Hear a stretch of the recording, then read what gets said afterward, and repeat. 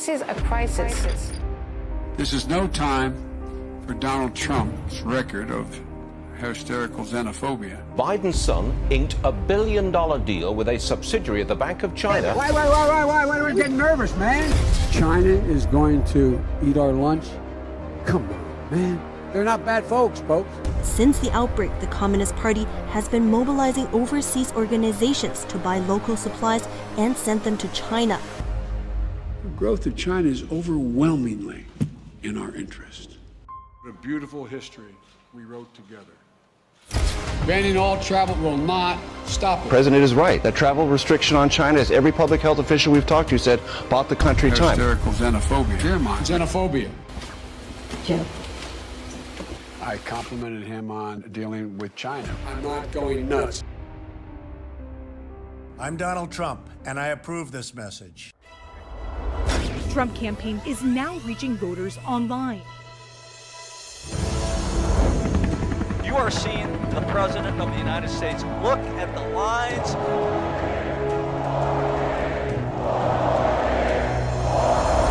You join our movement. A lot of President Trump supporters here. Greatest movement in the history of our country. I think the one thing we can say they all have in common is they are fighters, both figuratively and literally. We are leaders in our communities, going to ensure that President Trump gets reelected soundly in November. Because we have such strong leadership coming from the White House, we are making it through. God has called President Trump for this purpose in this time. So let's keep voting for him, and we will keep winning. I honestly don't know why Joe Biden is running. He can't remember anything. President Trump has been a champion for families and in particular for mothers. And he ran on, I'm going to build the wall. We are one people, one family, and one glorious nation under God.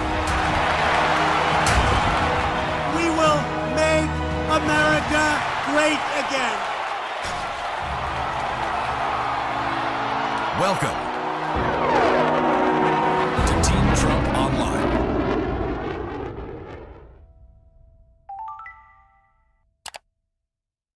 Hello and welcome to this edition of Team Trump Online's War Room Weekly, where we take a closer look at the excellent record of achievement from Donald Trump on behalf of the American people and contrast that with Joe Biden's dismal record of failure and terrible ideas for the future. I'm Tim Murtaugh with the Trump campaign, and we are fortunate today to be joined by U.S. Senator Ted Cruz from the great state of Texas. Senator, thank you very much for joining us. Tim, it's great to be with you. Today we're going to talk about China, Joe Biden's cozy relationship with China and his history of making excuses for them and not taking them seriously. So let's first start taking a look at China itself. What does China view its role in the world today, and how does it see its own future in the world? Well, I think the Chinese Communist Party, their vision for the future is a vision of global domination. It is Chinese hegemony across the globe. And I believe the most significant foreign policy consequence that's going to come from the coronavirus pandemic, this crisis that we're in the middle of, is going to be a fundamental reevaluation of the United States' relationship with China. For a long time, I have been making the case that China is the single greatest threat to the United States for the next century, that their global ambitions are unlimited, that and their conduct and behavior with respect to this crisis, they played a direct role. They have direct responsibility for the 300,000 lives that have been lost worldwide when they actively covered up and hid the coronavirus pandemic, the outbreak when it began in Wuhan, China. Their responsibility, I think, here is clear, and I think reassessing, dealing with, combating the growing Chinese threat is the principal foreign policy objective for the President of the United States now, and it will be in the years to come. Yeah, and I think, it's been said, I've heard others say that much the same way that the 20th century was the American century, the Chinese want the 21st century to be the Chinese century. And that's a message that quite obviously Joe Biden has not gotten, because he's got a long history of very clearly and almost smugly not taking China as a serious economic threat. And we've got some sound bites lined up here, and these stretch back more than 20 years. So let's take a look right now quickly to Joe Biden. China is not our enemy.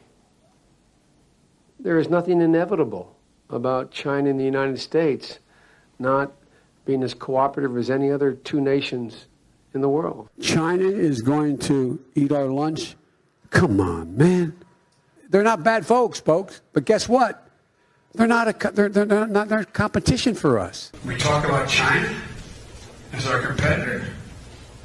We should be helping and benefiting ourselves by doing that. But the idea that China's going to eat our lunch was like, I remember debates in the late 90s. Remember Japan was going to own us? Give me a break.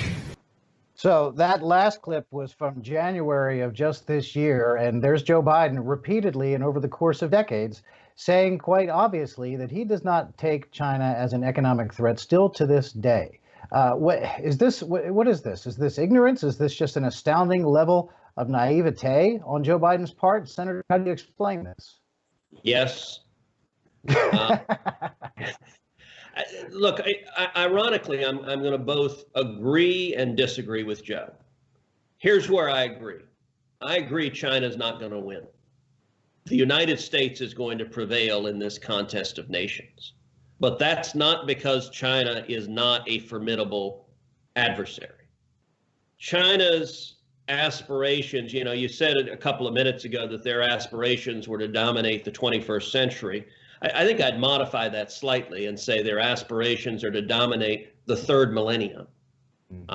In terms of the time frame that China is thinking, they're not thinking a matter of just a couple of years or even decades or even necessarily centuries. They are thinking in terms of millennia of what they believe is their destined Chinese dominance. Now, America will prevail in that battle because at the end of the day, freedom is stronger than tyranny. The principles that make America great work better than communism does. They're operating under a failed system, but we won't prevail in that battle, that fundamental battle of systems, if we're too naive, if we're too oblivious to even be aware that there's a battle being waged, much less to stand up and defeat the Chinese aggression. If you look at China, the Chinese Communist government, they have murdered over 60 million people. I got to say, one of the things that drives me crazy about Democrats is they have this nasty little habit of apologizing for communist dictators. They think they're cute. You know, I remember when I was in college, there was one college kid down the hallway that had a poster of Che Guevara on his wall. And I remember going into his room and laughing and saying, hey, you know, that's really awesome. Have you thought maybe of getting a Hitler to put next to it? Or maybe a Mao? I mean, if you're going to celebrate people who murdered, who tortured, who created gross acts of human suffering, you know, Che was an amateur. I mean, if you really want Mao, you look at the systematic purges. And I suppose a Chinese apologist, otherwise known as a Democrat, would say, well, that was a long time ago. Okay, so fine. Mao murdered a lot of people a long time ago. Right now, today, as you and I are sitting here, the Chinese Communist government has 1 million people, Uyghurs, in concentration camps today. It is the active policy of the Chinese government to kill, to torture, to put people in concentration camps, to lie, and to suppress the truth. And we saw this with the coronavirus. You know, the coronavirus, the first recorded observations of the coronavirus were in December of last year. And there were a handful of really courageous Chinese physicians, whistleblowers, who spoke up and said, I'm seeing a new form of a SARS-like virus that's being transmitted from human to human. This is really worrisome. This is really dangerous. And they began speaking up. And what did the Chinese Communist government do? They came down on them. They arrested them. They threw them in jail. They punished them. They made them sign a retraction that pointing out that a dangerous disease was amongst them, what was contrary to social order. So they made them sign a retraction. and they silence them. Any responsible government, what it would do when an outbreak like this begins is you send in the public health professionals and you quarantine the people who are sick. And if they've done that, there's a very real possibility this coronavirus pandemic could have remained a regional outbreak instead of a global pandemic killing 300,000 people worldwide. And China, the communist government in China, has direct responsibility for those hundreds of thousands of deaths and for the trillions of dollars in economic devastation that has come as a result of it. And sadly, Joe Biden's worldview on China is, you used before the word naive. I think that captures it well. It's hopelessly naive. Gosh, the Chinese, what could be the problem? Well, they're malevolent communists who want to dominate us, who want to conquer us, and who are perfectly willing to let lots and lots of people die to lie, cheat, steal, and destroy. And that's part of their strategy. And I think that Joe is simply not equipped and doesn't even understand the threat exists.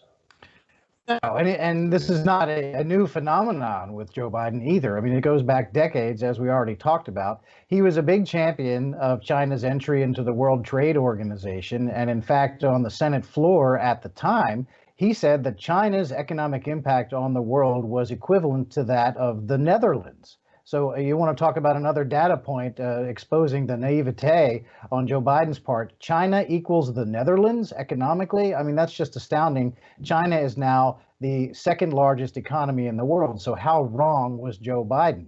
Now, when it comes to trade issues, you're very strong on trade issues, and so is President Trump. I'll point out if Joe Biden were to say that today, he might echo the line from A Fish Called Wanda and call the Netherlands the Nether Regions instead. Yeah, classic. There's a classic reference you don't get all the time. A Fish Called Wanda. Excellent. But going back to the WTO and Joe Biden's just insistence that China needed to be included. Here's President Trump's view on China's entry into the World Trade Organization and what it cost the United States. Here's the president. The United States lost 60,000 factories after China entered the WTO. This is happening to other countries all over the globe. The World Trade Organization needs drastic change. The second largest economy in the world should not be permitted to declare itself a developing country in order to game the system at others' expense. For years, these abuses were tolerated, ignored, or even encouraged. Globalism exerted a religious pull over past leaders, causing them to ignore their own national interests. But as far as America is concerned, those days are over.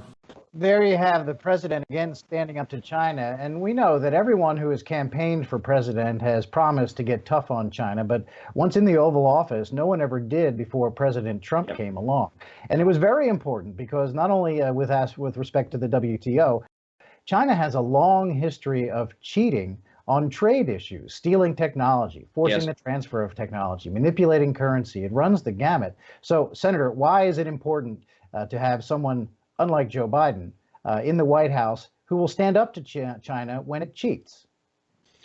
Well, cheating and lying is not just an occasional behavior for China. It is a strategy, and it is indeed their central strategy.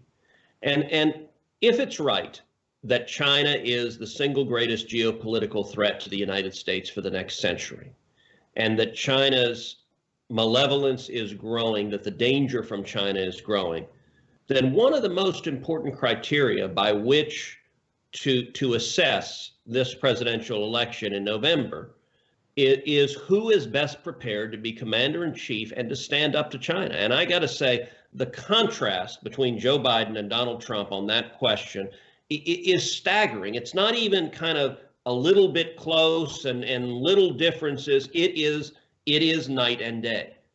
Joe Biden has spent about 400 years in Washington, D.C. That is counting, right?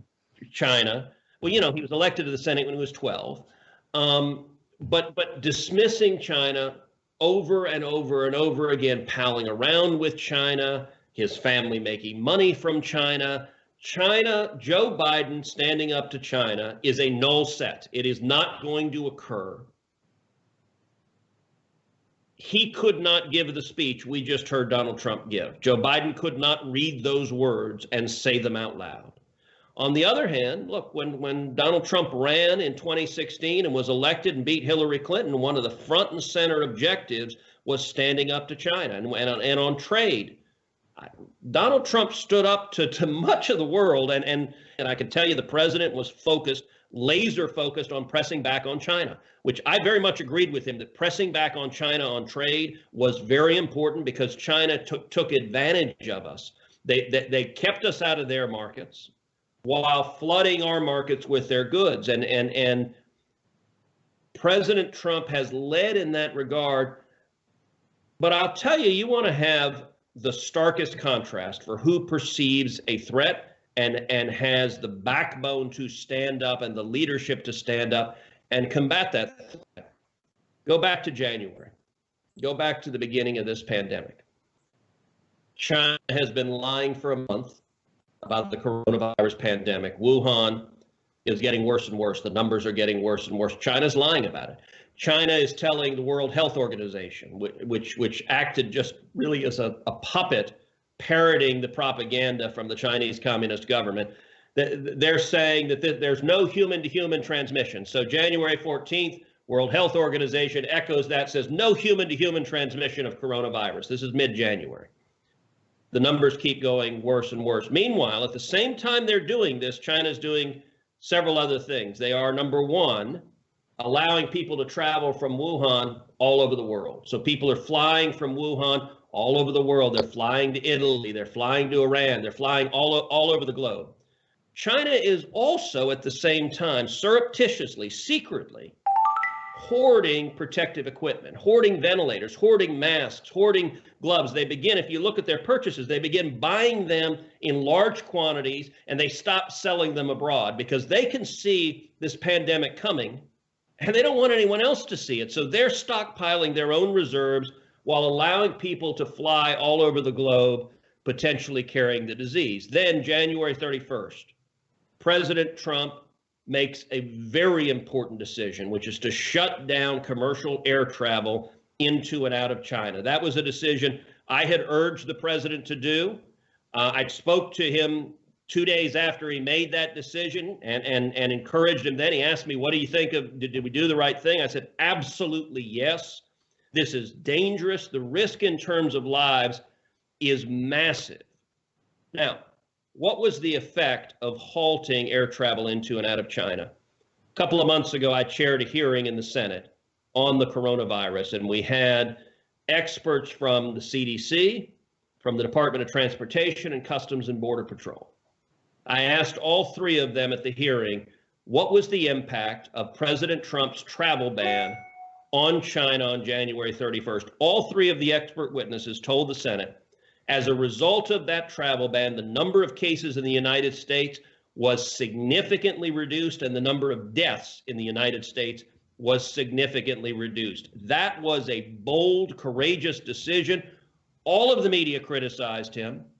And as you know, Joe Biden jumped up and criticized the president as well for blocking travel from China, from Wuhan, right when this pandemic was beginning.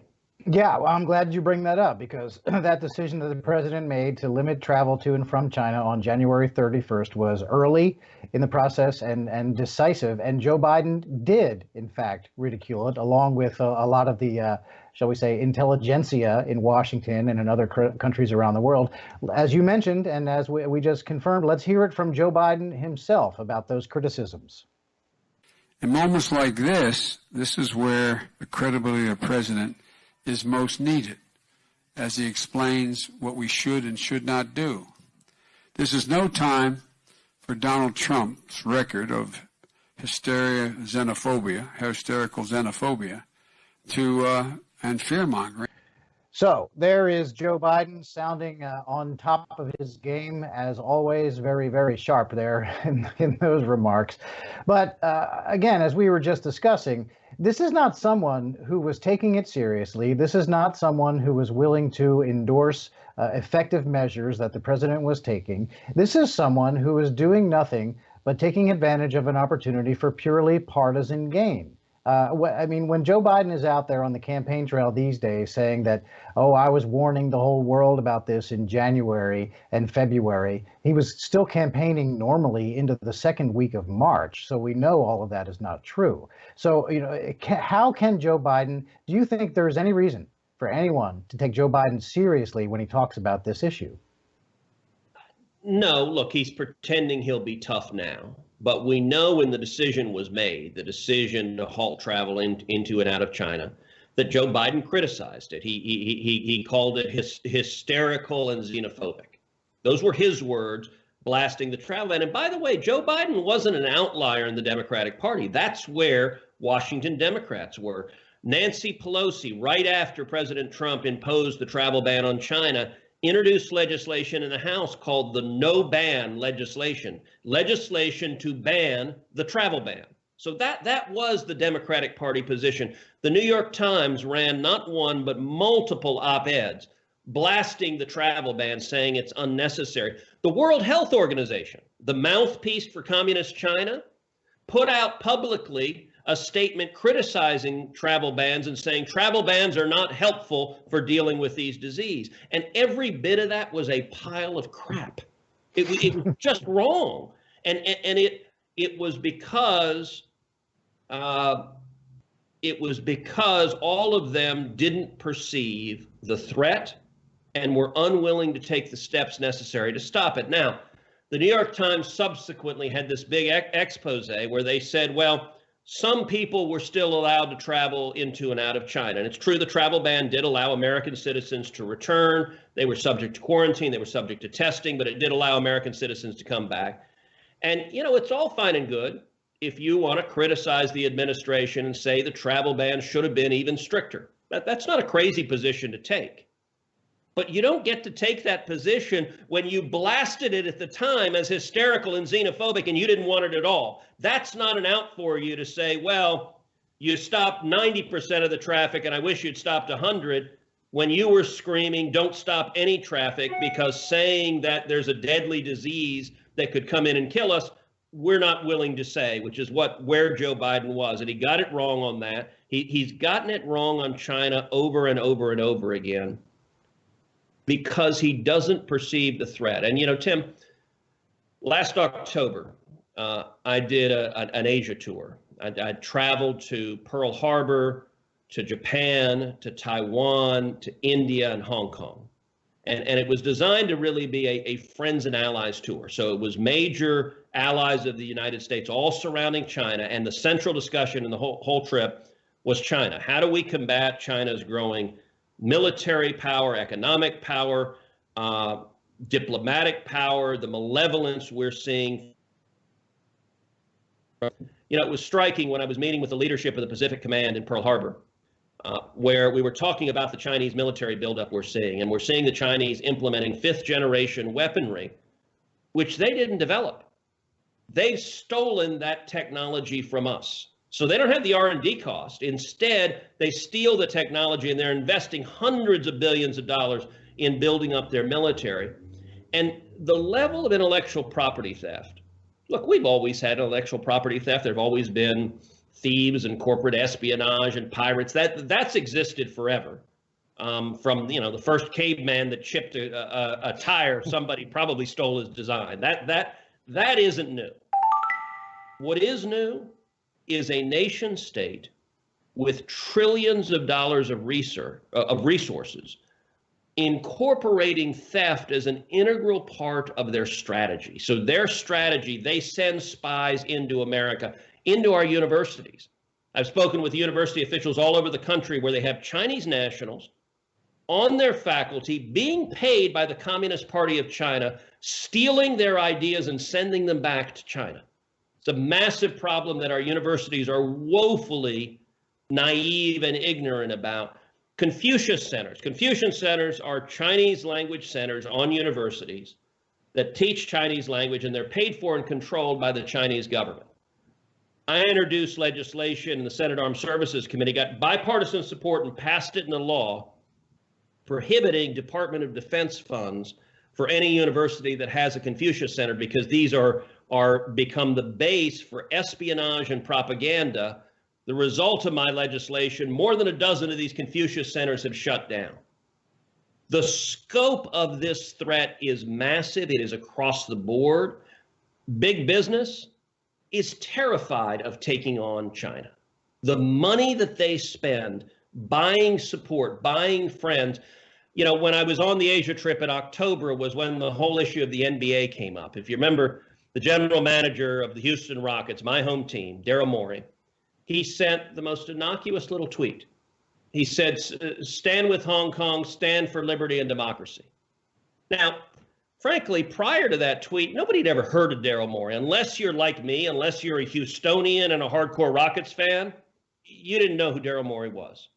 Well, the Chinese Communist government flipped out. They lost their minds because he had sent this one tweet. And what followed was a series of groveling apologies from the NBA and also NBA stars. You had LeBron James coming and defending China. Oh, you know, you just, Daryl Morey just didn't understand their human rights record. Well, which part of concentration camps and torture and murder do you want to defend? But look, the NBA wants hundreds of millions of dollars they get by access to the Chinese market. It is a huge problem, and China uses that economic might as a tool. And we need a serious, focused, coordinated strategy to stand up to China, to decouple our economy from China, not to have our supply chain dependent on China, not to have pharmaceuticals that we need for life-saving medicine manufactured in China. I think all of these discussions now have changed fundamentally coming through this pandemic, because suddenly the handful of us who were speaking out and saying, we've got to change what we're doing, suddenly a whole lot of other people are realizing that President Trump was right when he said we got to stand up to China. He was right, and that is our challenge going forward. Yeah, and despite all of this, despite all the evidence, and you're talking about espionage, there are reports now that Chinese interests are trying to hack in to the computers to try to decipher what is going on with the work on a vaccine for the coronavirus. So they're trying to steal the research on the vaccine as well. And through all of this, Joe Biden remains soft on China, and there must be a lot of reasons for that, but we have a good idea of what one of them is. And that's the fact that when he was vice president, he went on a trip to China on Air Force Two, and he took his son, Hunter Biden, with him. And when Hunter came home, he got a $1.5 billion investment from a state-controlled National Bank of China. Now, the basic question there, of course, has to be, what did China want for that money? Why would they throw $1.5 billion at Hunter when his dad was the vice president? Let's take a listen to the president of the United States, and then we'll come back. Here's President Trump. China gives his son $1.5 billion. How would you like to have Joe Biden take over negotiations right now with China? I don't think so. I don't think so. Meanwhile, Biden allowed China to rip off America for 8 years as vice president, and Barack Obama let him just rob us blind, and we're not doing that anymore. Those days are over.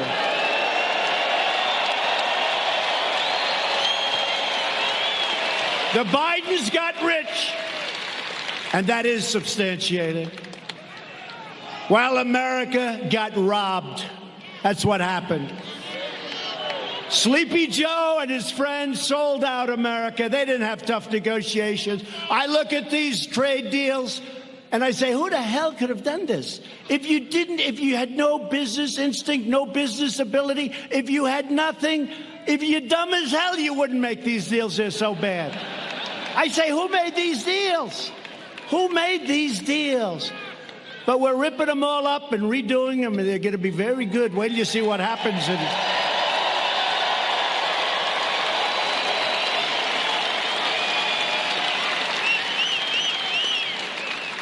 And now that I'm your president, you see it. America is winning again, and we're respected again as a nation.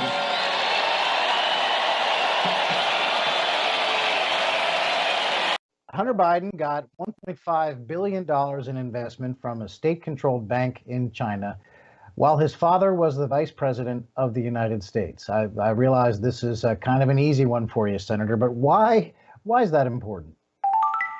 Well, you remember simpler times when corruption was just $10,000 in a paper bag handed secretly under a table in a smoky bar in Washington? Well, corruption sadly has gotten much more sophisticated in Washington. And with Joe Biden, there are just a lot of questions about his family enriching themselves in order to get policy decisions from Joe Biden. Just a couple of months ago, in fact, while the coronavirus pandemic was building, Washington was consumed with the impeachment trial because that was the Democrats' priorities, not protecting us from a pandemic that could endanger millions of lives, but a partisan attack on the president. And a lot of the impeachment trial focused on Hunter Biden and his conduct in Ukraine, where the Ukrainian natural gas company there, Burisma, was getting prosecuted by a prosecutor in Ukraine, and they wanted to get rid of that prosecutor. And so they hired Joe Biden's son, Hunter Biden, and they paid him $1 million a year. Now, that's a lot of money for someone to be a director. I don't know about you, but I've never had a Ukrainian natural gas company call me up and say, hey, come serve on our board of directors. That's kind of out there, particularly given that Hunter Biden didn't speak Ukrainian. As far as I know, the only thing he knew about oil and gas is, I guess, once or twice he'd filled up his gas tank on his car. He wasn't a geologist. He wasn't an engineer. He had no background in anything having to do with natural gas in Ukraine. But he did have one attribute that was particularly important, which is Daddy was in the Naval Observatory and he was vice president. And lo and behold, Hunter gets $1 million a year. And Joe Biden picks up the phone and calls the president of Ukraine and threatens to put on hold United States aid unless they fire the prosecutor. And actually, Joe Biden is on video in another video saying in Joe Biden's words, and son of a bitch, they fired the guy.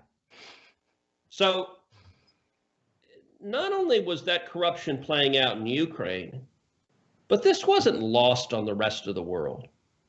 Imagine for a second, you're a totalitarian communist dictator.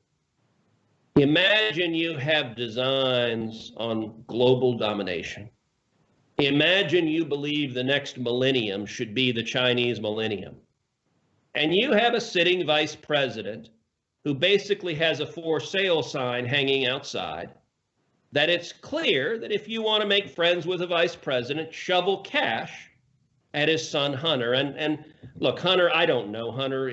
By all appearances, he has led a very troubled life. But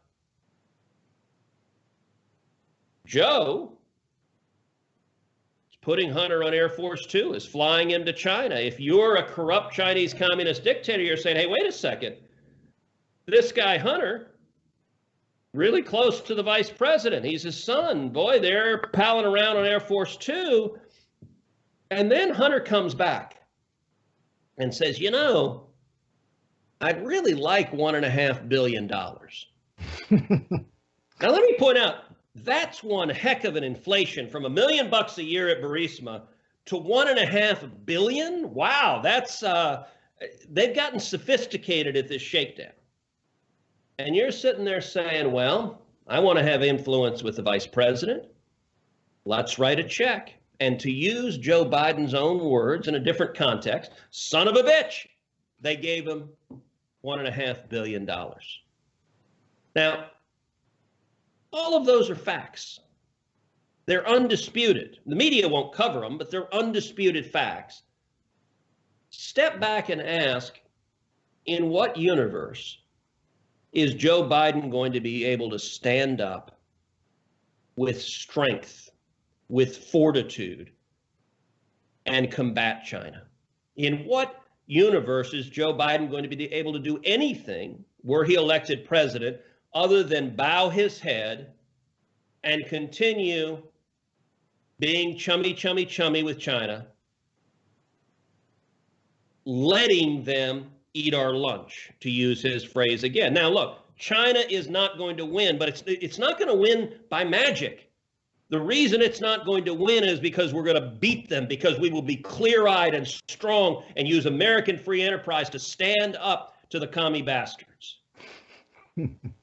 And if Joe Biden's looking to get the next donation to his son's next business venture, I don't know where you go. He went from $1 million a year to $1.5 billion. You know, it's kind of like, to do another movie reference. You know, I don't know if Dr. Evil, the next contribution coming is $1 trillion. I don't know, but it ain't good. Well, Senator, the world travels of Hunter Biden with his father, Joe Biden, and all the money that flows with it. This is something that we will be tracking and we'll be talking about as in the scope of Joe Biden's very cozy relationship with China over the decades. And Senator Cruz of Texas, Senator Ted Cruz, thank you very much for your time. That's all the time we've got here. I wish we could go another 30 minutes or so, but the clock beckons. So thank you for being with us here today. We very much appreciate it. Thank you, Tim. God bless. And we hope you join us again here on Team Trump Online's War Room Weekly, where we take a look at the president's excellent record versus the dismal record of Joe Biden. And before you go, let me remind you to download the official Trump 2020 app. It gives you the straight news from the campaign, lets you volunteer, make phone calls, and even earn points for great prizes that you can turn in and win things up to and including a picture of yourself with President Trump. Thank you very much for watching, and join us next time on War Room Weekly. My name's Joe Biden. I'm a Democratic candidate for the United States Senate. Corn Pop was a bad dude. I'm a Democrat. I'm not going nuts. You'd be the oldest president in American history. Are you Winston Churchill? All right, Chuck. Thank you very much. It's Chris, but anyway. It would put 720 million back in the workforce. We choose truth over facts. Hello, and welcome to the first episode of what we call Truth Over Facts. Today, we're examining the curious case of Sleepy Joe and, you know, the thing. Our investigation begins at a recent campaign stop in Texas. We hold these truths to be self-evident.